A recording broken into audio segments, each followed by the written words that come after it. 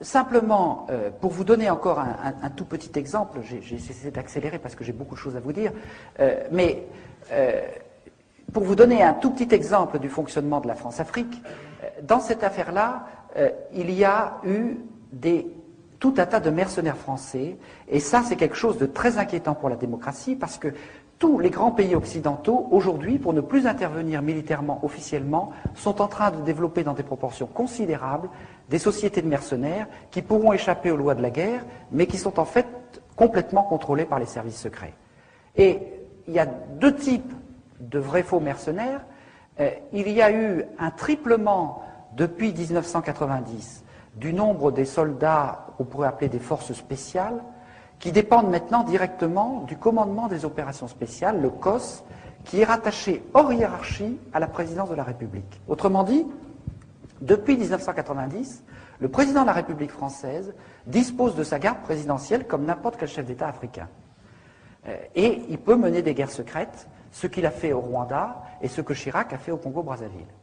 D'ailleurs, le ministre de la Coopération français a vendu la mèche dans Jeune Afrique. Il a dit qu'il y a vraiment beaucoup trop de confusion au Congo-Brazzaville, parce qu'il y a quantité de mercenaires français qui ont à peine eu le temps de quitter l'uniforme qu'ils portaient hier. Parce que c'est tout simplement des militaires des forces spéciales qui se déguisent en mercenaires, qui font un intérim de mercenariat et qui porteront à nouveau leur uniforme demain. C'est quand même tout à fait gênant. Mais il y a encore pire. Il y a tous les mercenaires d'extrême droite qui sont répandus à travers toute l'Afrique et dont le vivier est constitué par la garde présidentielle de Jean-Marie Le Pen, le DPS, Département Protection Sécurité. Il y a 1700 hommes là-dedans, anciens gendarmes, anciens militaires, anciens policiers. Toutes les sociétés de mercenaires françaises recrutent parmi ces 1700 hommes. Il y a au moins une quinzaine de sociétés de mercenaires, et quand nous sommes plaints de la présence de ces mercenaires au Congo-Brazzaville, au ministère des Affaires étrangères, on nous a dit, mais il faut respecter la liberté du commerce. Alors, ces sociétés, pour voir un peu de quoi il s'agit, il faut que je vous raconte très brièvement l'histoire de Bernard Courcel. Bernard Courcel est un officier du plus secret des services de renseignement français, qui s'appelle la sécurité militaire ou la DPSD.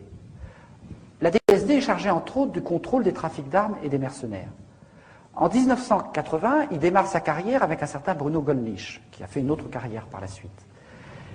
Bernard Courcel, chargé de contrôler les mercenaires, il crée sa société de mercenaires avec son frère, qu'on verra ensuite dans les 15 années à venir. Ensuite, il est chargé de la sécurité de l'entreprise Lucher, qui fournit des armes à l'Irak et à l'Iran pendant toute la guerre des années 80. Car la stratégie occidentale, c'était que la guerre dure le plus longtemps possible. Ensuite, je passe quelques épisodes, en 1990, il devient en quelque sorte le garde du corps de Madame Mitterrand-Bis, Anne Pajot. Madame Mitterrand-Bis était conservatrice du musée d'Orsay, et pas du Quai d'Orsay, pardon. Et Monsieur Bernard Courcel a été chargé de la sécurité du musée d'Orsay. Quand on sait les dizaines de millions, pour ne pas dire les centaines de millions, que Mitterrand a dépensé pour garder le secret de sa vie privée, on peut difficilement imaginer un personnage plus près du cœur du pouvoir.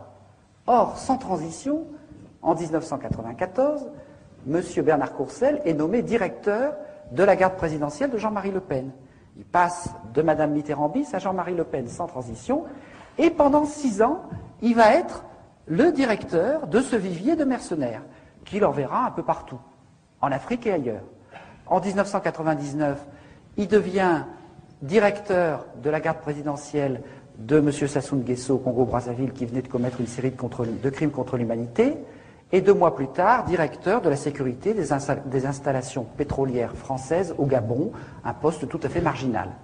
Donc vous voyez cette espèce de glissement entre Mitterrand, les trafics d'armes, les mercenaires, la garde présidentielle de Le Pen, la sécurité des installations pétrolières, ça a quelque chose de tout à fait hallucinant.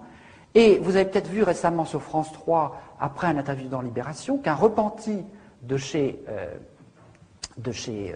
Courcel avait expliqué comment ils faisaient leurs coups en Afrique, comment de temps en temps ils venaient aussi menacer des opposants en France, et comment, quand ils étaient un peu trop désœuvrés, on les envoyait dans les quartiers sensibles brûler des voitures pour y attiser aussi un peu l'ethnisme, parce qu'il n'y a pas de raison de développer le racisme seulement en Afrique. Donc vous voyez quand même que ces mécanismes sont assez inquiétants pour la démocratie. Alors je continue.